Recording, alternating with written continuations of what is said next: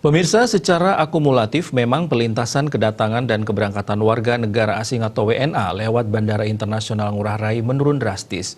Namun bukan berarti pasca ditutupnya pintu masuk wilayah NKRI untuk wisatawan, kedatangan WNA berada di titik nol.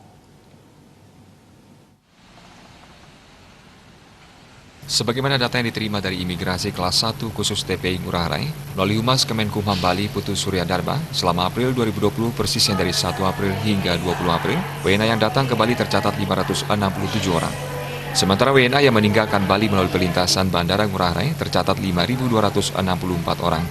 Hal yang menarik dari data yang diterima, dari 5.264 kedatangan WNA, peringkat pertama adalah WNA asal Tiongkok, yakni berjumlah 92 orang. 5 besar lainnya adalah India 84 orang, Spanyol 49 orang, Jepang 35 orang, dan Inggris 22 orang. Sedangkan WNA yang meninggalkan Bali dalam angka 5 besar, yakni Korea 724 orang, dan disusul Rusia 690 orang, Tiongkok 404 orang, Jepang 393 orang, dan Swedia 383 orang.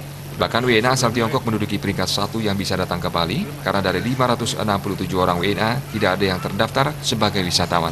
Mereka datang sebagai kru kapal pemegang izin tinggal, ITAS, ITAP, dan perwakilan diplomatik.